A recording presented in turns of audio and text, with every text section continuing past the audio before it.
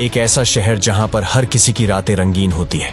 देखिए कैसे लड़कियां सड़क पर खड़ी होकर मजे दिलवाने के लिए खड़ी है, और यहाँ की लड़कियों को देखकर आपको जन्नत का एहसास भी होगा। और इस शहर में एक ऐसी होटल भी है जिसका एक दिन का किराया 6 से 7 लाख है। यहाँ के लोग कुत्ते बिल्लियां नहीं, शेर और चित्ते पालना पसंद करते हैं।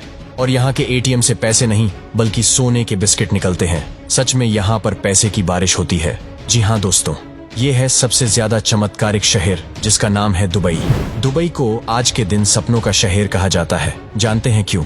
क्योंकि यहाँ पर सपने सच होते हैं। यहाँ पर सब कुछ परफेक्ट नजर आता है और ये हद से ज्यादा खूबसूरत शहर है, तभी यहाँ लाखों की संख्या में लोग आते हैं। दोस्तों, आपको जानकर आश्चर्य होगा कि दुबई की 80% से ज्यादा आबादी विदेशी नागरिकों की है और दुबई में मात्र 20% आबादी ही स्थानीय लोगों की है। और विश्व की सबसे ऊंची इमारत दुबई में बनाई गई है जिसका नाम बुर्ज खलीफा है और इस इमारत में 164 फ्लोर है।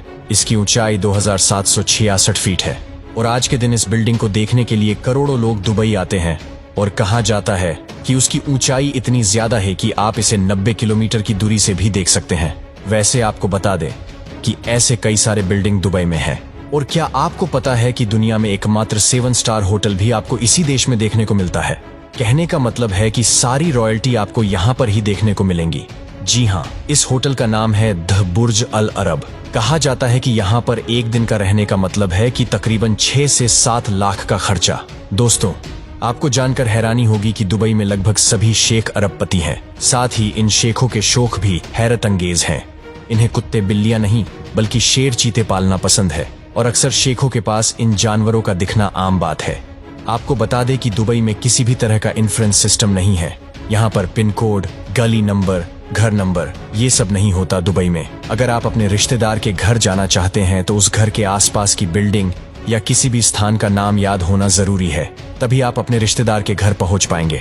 दुबई में आपको कई ऐसे एटीएम देखने को मिल जाएंगे जिनमें से करेंसी निकलने की बजाय सोने के बिस्किट निकलते हैं।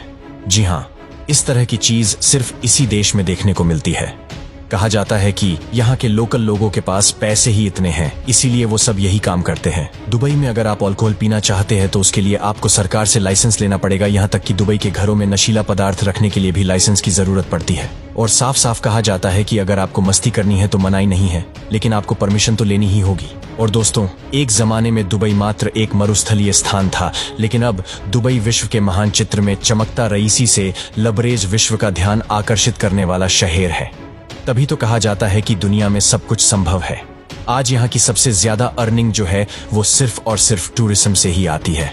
और क्या आप यकीन कर सकते हैं कि दुबई में गोल्डन बर्गर भी मिलता है जिसकी कीमत $100 से भी ज्यादा होती है।